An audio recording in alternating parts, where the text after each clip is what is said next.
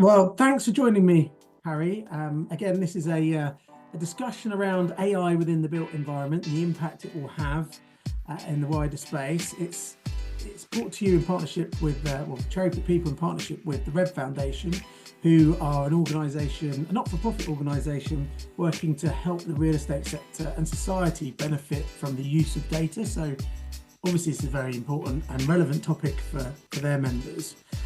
So Harry, I think it'd be great if you just give us a quick intro to you and LandTech and just to put the context in around our discussion. Yeah, great. Thanks, Alex. So I'll introduce myself first and then I'll introduce LandTech and the work that we do there. So my name is Harry Quartermain. I'm a chartered town planner. I've spent most of my career working in planning consultancy, doing a range of planning functions in that consultancy role, from a lot of development management work, a lot of EIA work, but policy work, and I've done that I live in Bristol at the moment, and I've worked in Bristol in the southwest and lots of projects in London, and I spent 10 years working and living in Sydney in Australia and working over there in New South Wales, so in projects mainly in Sydney, but around New South Wales too. Was that in planning as well? Yeah, that's right. Yeah, so I worked for, I spent a couple of years working for one of the big engineering firms over there, for URS before they got acquired by AECOM, and then I spent 5 years working for one of the top tier urban consultancies called Ethos Urban, who are all down the eastern seaboard of Australia, working on some of the big projects in some of the biggest urban regeneration projects in the country in that role. So that was really good, and I came back to England in 2019. I've been here since. So my current role with LandTech is I've been with LandTech 2 years, and I have done two roles in that time for LandTech. For a good chunk of this year, I've been overseeing the amalgamation, the acquisition and incorporation of Give My View. So we bought Built ID at the start of this year. We have a community consultation platform, which is fantastic. It's a really good product to help more voices and a more diverse set of voices get involved in planning policy formulation and in planning application pre-submission, to make sure you're not just hearing from those minded to object and you're getting a bigger set of voices in there. And we do that using the power of social media and geographic and demographic targeting to make sure we get the right people involved in those conversations. So I've been doing that, and then my other role for LandTech has been in the research and insights space. So using my experience in the planning system and how the planning system works, and how Land Insight can help help actors in that space to make that product better and to help deliver better insights from Land Insight. So Land Insight, for those of you who don't come across it, is been around for about 10 years, a bit longer than that now. It's a kind of one-stop shop for planning data. It's the kind of first to market solution for this when it came around, and we brought in planning applications, planning policy, financial comparables, all in one place, so that if you want to find a site, assess a site, take it through planning, it gives you everything you need to know in one place. So that's what I've been doing there.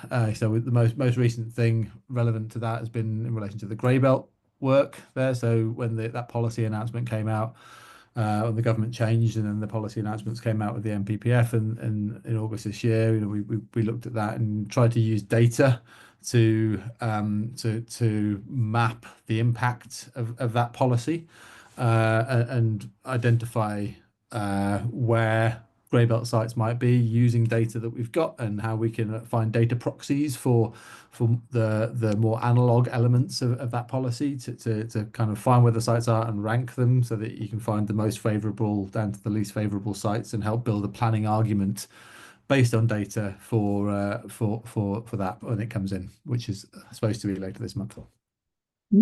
Well, I'm very interested to know where you see AI might fit into this, or whether you utilize it at all at the present, or whatever. So I suppose, yeah, what opportunities do you see for AI integration within your field in general, and maybe more specifically, that planning and insight that you're focused on? Yeah. So I come at this from two different perspectives. Then, one from the planning and the development process, and the other one from the community consultation element, from both based on my involvement in those two products and wider experience too.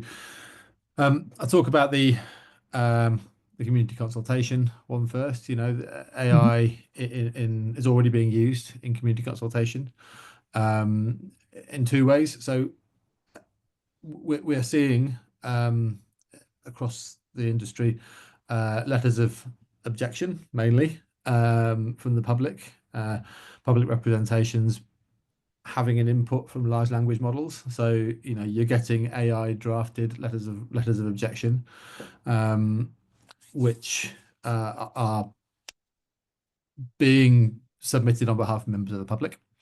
So is that, sorry to interrupt, Harry, but have you therefore seen a increase in objections because people have access to AI and go, oh right, I get ChatGPT to go send me write an eloquent complaint for me, please, about this. So have you seen an increase in objections? I don't have data on that. I don't know if there has been a numerical increase in objections. There might be a shift in the type of objection people are getting, whereas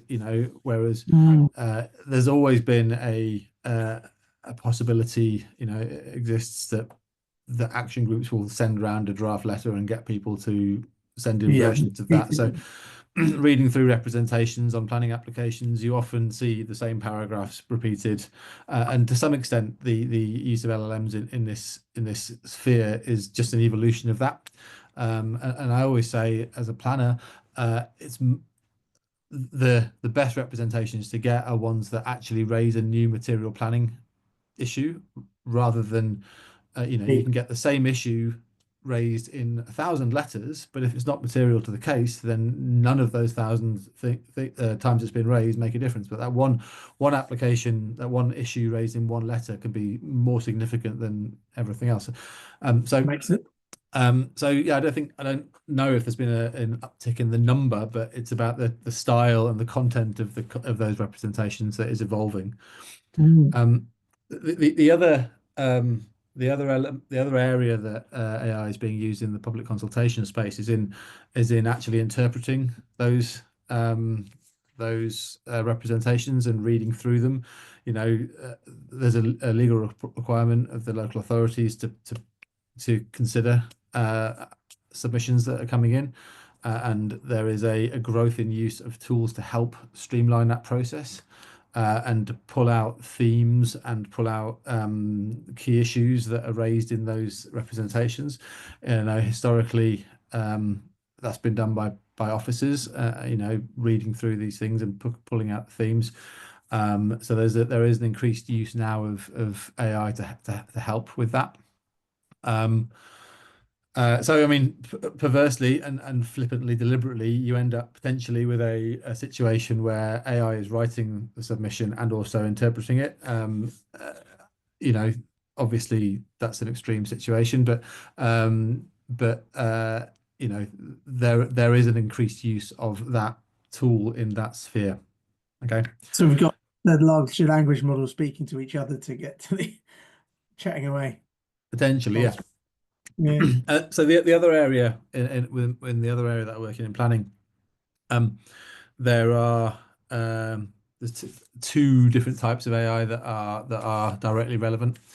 One again is the LLM stuff where we are asking an AI tool to define bits of information in a local plan and present back to you what it says, so you can go in and say, find me the relevant section on affordable housing, etc., and it will bring you back that section. That's being used at the moment. And the nature of the way local plans are written at the moment, and they're all slightly different to each other, mean that there's a good argument for that, as long, to the extent that you can rely on it. We all know, we should know anyway, the factual limitations sometimes, so as long as you're fact checking it and you're, then there's a relevant use for that. The other area that I guess I think personally I see the more of a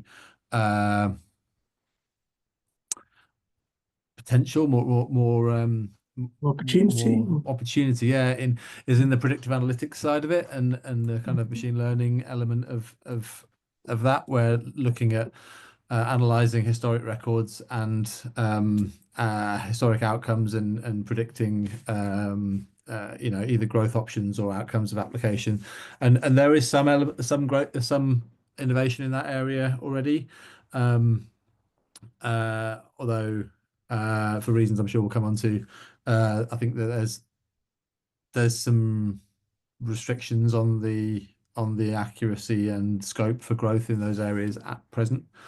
So yeah, so those are the main areas that I see in my area, being in planning and community consultation, that AI has been used at the moment. Cool. And so is that, I suppose, just allowing people to be more productive ultimately, which is, sort of being able to get through a lot more,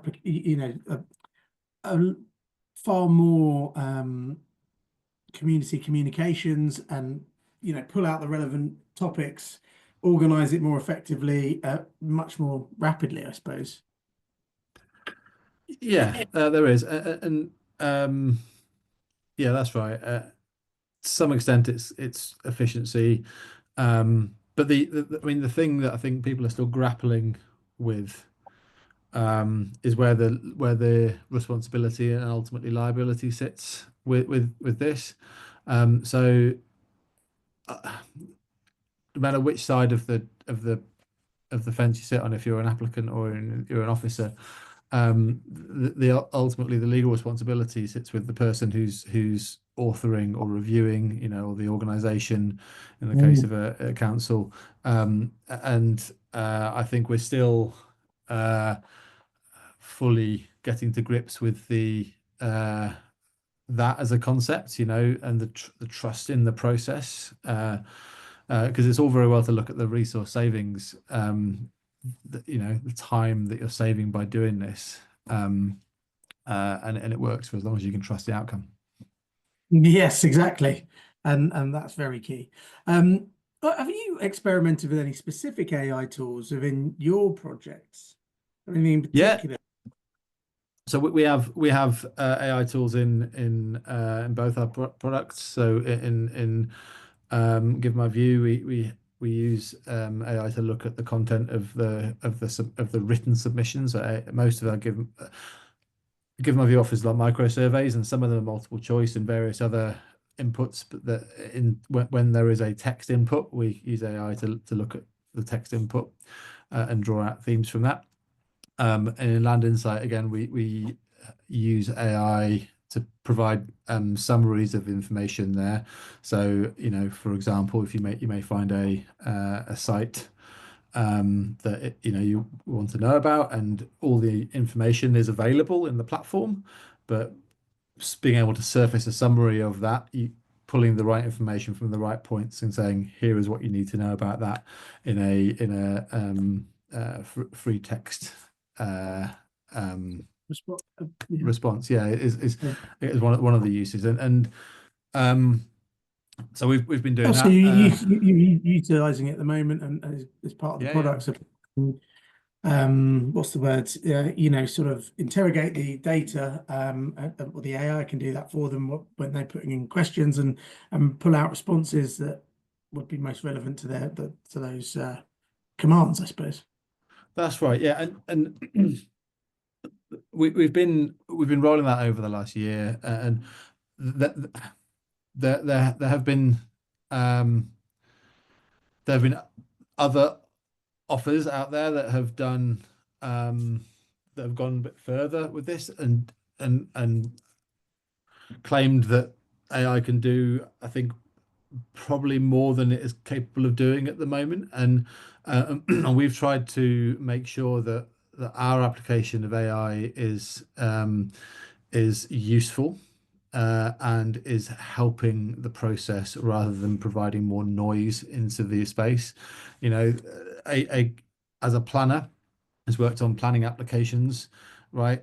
And relevant again to the point I made about community consultation and noise versus interesting points.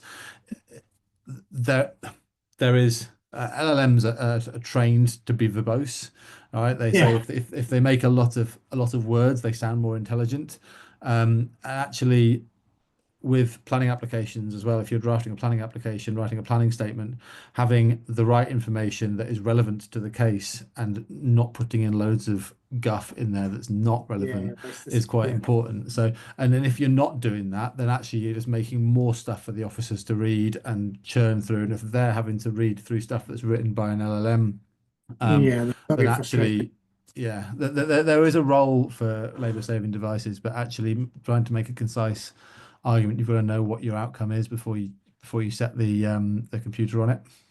Definitely. And I think, I did a webinar not long ago about AI washing, and that was a frustration of the panelists on there, because lots of claims being, we're right up the hype curve, aren't we? And so the there's lots of claims from lots of different businesses saying we're doing, utilizing AI. So there's the element of the hype and over egging that, and is it actually useful? And then there is, like you say, utilizing it properly so it is effective rather than just Yeah. for the sake of it.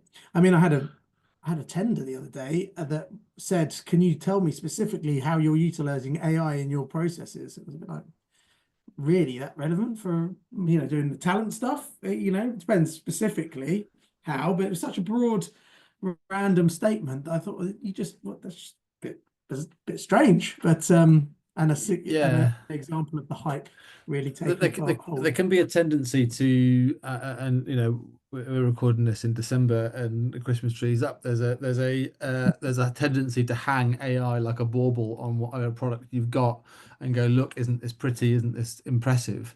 But again, unless it's doing something that is material and is improving the outcome, then it is only a bauble. And Yes. your ability to understand the outcome is integral to this, and the ability to understand what data the AI is drawing from, how it's using that data, the way it interprets it, what it's been trained on, what its reference data is, and what the output is integral to that. And if you're not aware and indeed open about that stuff in with the people with whom you're sharing your product, then actually all you're creating is a an opaque algorithm that does nothing to help anyone who's using your services.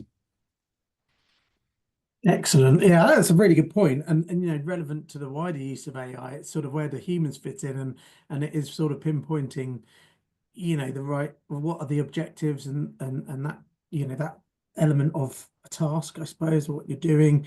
And then obviously the commands going in as well. Harry, what I'm interested to know sort of the challenges you've having implemented AI within some of your products. What challenges have you faced in doing that?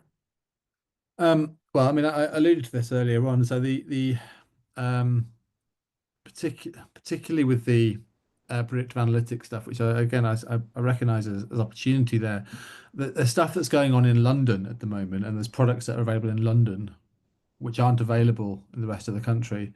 And the reason that is because the data quality in London is better. So the main Mm. challenge with AI is what is the quality of the data you're putting into it, right? And again, alluding back to the last point I made, if you don't know what data you're being trained on, you don't know how it's using that data, then how can you trust the output? The quality of planning data across the country outside of London is um, generously terrible.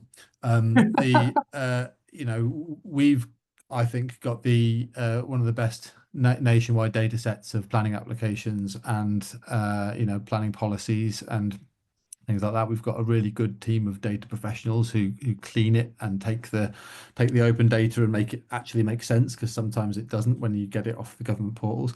And applying that the technical skill of being able to manage a data set and apply that to it. So despite the fact we've got, I think, one of the best data sets nationally in the country, I know the limitations of it. You know, Mhm. I know that there are improvements that can be made, and they, I think, need to be made at source, and that comes from upskilling the system, the process from from data structure through to collection through to surfacing, and about what data is collected, how it's formatted, where it's available, what points in the process it's made. I have a thing about not being, you can't manage what you can't measure, and unless the data is there, you Yes. can't measure it. So we in the planning profession are our kind of purpose is the management and making of spaces and places, and actually without some important data points in that process, then there are gaps, and those gaps and the paucity of quality data across the country often mean, when it comes to planning, often mean that actually it provides limitations to the extent to which AI can effectively be rolled out nationwide in this environment, and the trust that we can put in that. How do we change that then? I mean, how do we get that improve the quality of the data, or the data capture, how it's, I imagine AI would actually, maybe could be utilized to pull some of these disparate sort of terminologies or whatever in to sort of pull them in. You might to pull it into a better format if it's done properly. But how do we even start? Um, well, there's some places are doing it really well. The GLA are doing it really well, and Okay. there's other councils around the country that have seen the value in their data. It's not just an exhaust. It's not just an output of their process. There is an inherent value in that data, and being able to harness that value and recognize that is important, particularly I think when so many local authorities around the country are struggling for funds.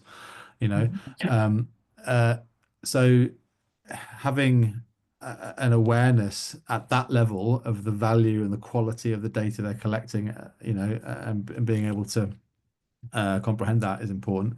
There's some work being done. MHCLG are doing some work on data standards in the planning sphere. There was stuff from the previous government in the Levelling Up Regeneration Act about data standards, and it'll be interesting to see how that plays out into this, whether the work that MHCLG are doing are relying on that or not.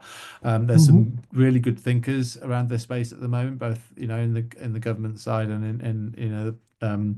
Industry. in the private sector and the industry too. So work is being done, but as with anything that requires change on as wide a scale as we're talking, it's going to take some time. So I think Mhm. expecting a data revolution overnight might be difficult. Yes, it might not be quite as impactful as maybe everyone thinks it will be. Um, I mean, on that note, I suppose, how do you see AI reshaping the industry? Where could it go, do you think, for your area, the planning and your area of the built environment? I think there's refinements to the things that it's being used for at the moment. And I think that being able to be um, reactive to legislative and policy changes that are coming through as well. The tools that are built that are around today are responsive to the quality of the data that's available, but also the policies that are in place now. And as the data quality improves and as the policy environment evolves, things will be able to get better. I think it's often said that we have in this country the Rolls-Royce of planning systems. You know, it allows for a subjective opinion at basically every level of the process. You know, right down from your rear extension, loft extensions. You know, getting an officer to come in and tell us what you think, and allow all the way through to these new towns and urban extensions. Yeah, everywhere there's an opportunity for potentially a planning committee to get involved. You know, Mhm. um, the we need to think about, if we want a Rolls Royce, we need to fund it like a Rolls Royce. And actually, we're not funding a Rolls Royce at the moment. We're running our Rolls Royce system on the fuel of a 15-year-old Nissan, and we it needs to make a choice. If we want this bells and whistles approach, we need to fund it properly. And looking around the room and recognizing how much funding is available, we need to make some pragmatic decisions about where those funds are best spent, and the void that is left if we're not going to allow subjective decisions about everything. There's an opportunity there for some level of automation, technical automation, whether that's full AI or code assessment like they do in most of the rest of the Western world.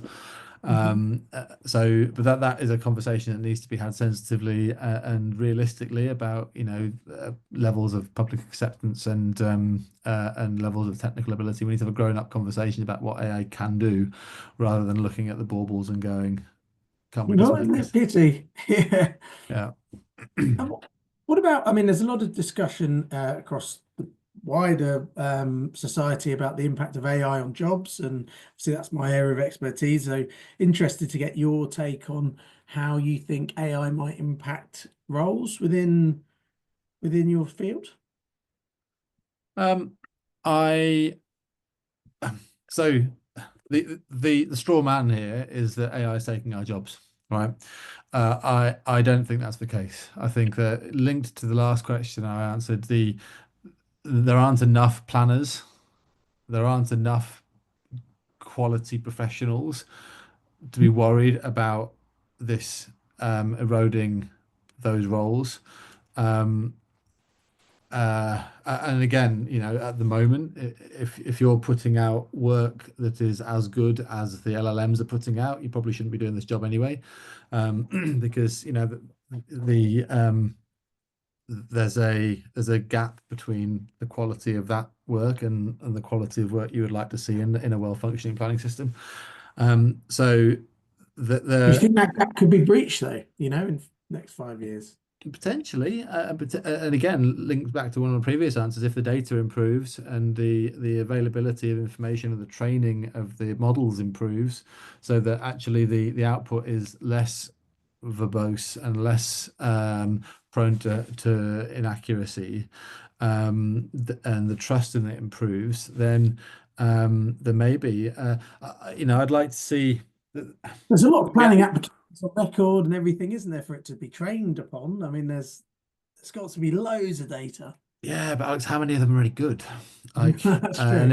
if you're training it on applications that are um, if you're training it on applications that are of a substandard quality, then you're only going to come What are you substandard going to get out? outputs. And again, those historic planning applications are, the system we've got is a paper-based system. This is a 19th century technology, Mm. based on bits of A4 taped to lampposts and public consultations in village halls. That's not Yeah. the world. That's not the world we live in anymore. If you're writing a planning application and it requires information to make that decision, like, for example, a traffic report or a air quality report, what you need is the data that underpins the report and a summary of what the report says, of what the data shows, right? You don't need a 100-page PDF report that's broken down into 10 meg chunks and uploaded to a public consultation platform. No one reads that stuff, right? You need a data-driven system that is that allows for human subjectivity to make the right decisions at the right point in that process. But actually, the default of our system, and this is where just training it on the historical applications is a dead end, I think, Yes. Yeah. because you're actually, we need to be smarter about designing a 21st century system. We're a quarter of the way through the 21st century already, and we're still relying on effectively digitized versions of paper documents. Yeah, exactly. Wow. So yeah, there's a lot of restructuring of the whole system to take place really before what AI could do, or where the tech could really take it, I suppose. What Yeah, I about mean that. Hmm. Sorry, go on. no? I was going to say, sort of talking about practical considerations there. What about ethical ones as well? What do you think about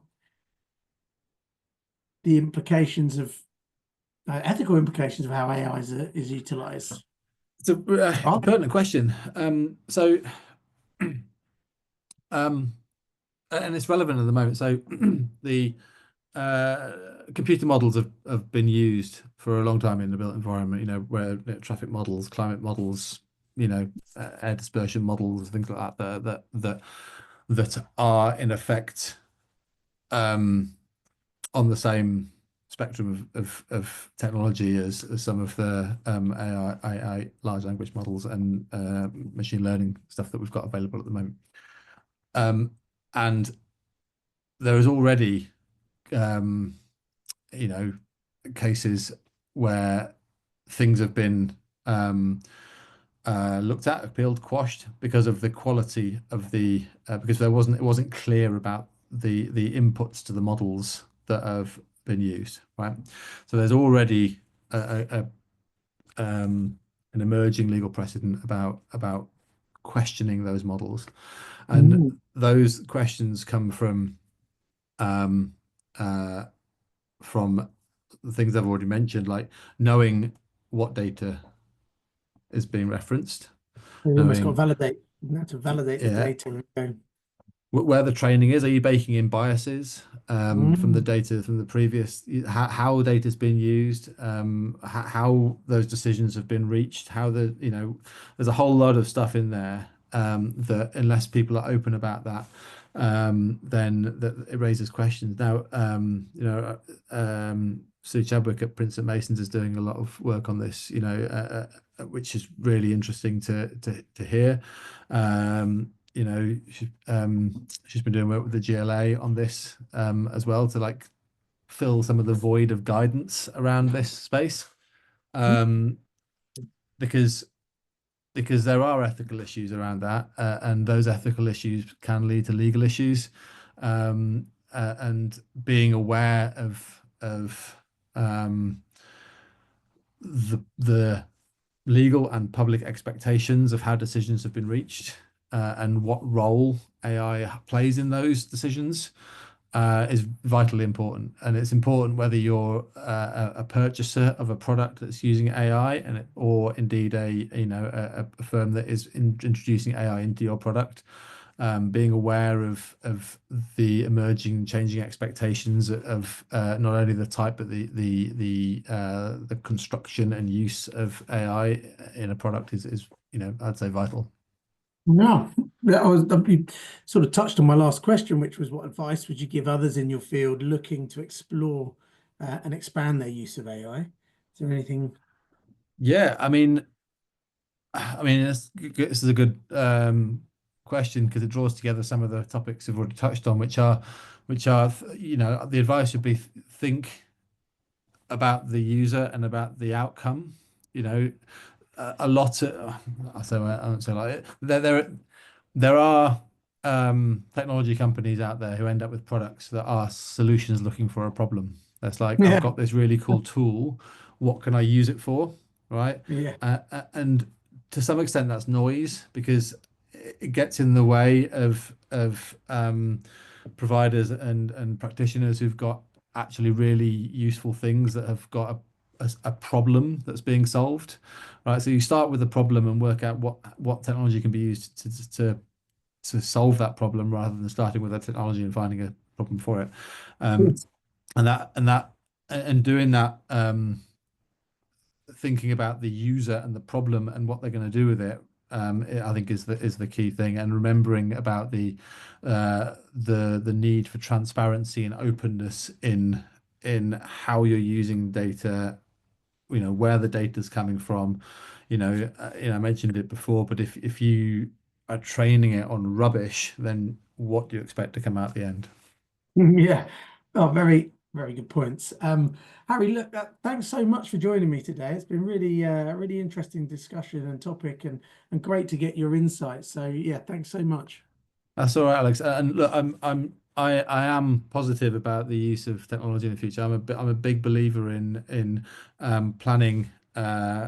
The planning development process being a means to an end, and that end is great places being built for people to enjoy, and technology will play a massive part in making that process more efficient, allowing us to get out of our own way and deliver these outcomes that people desperately need.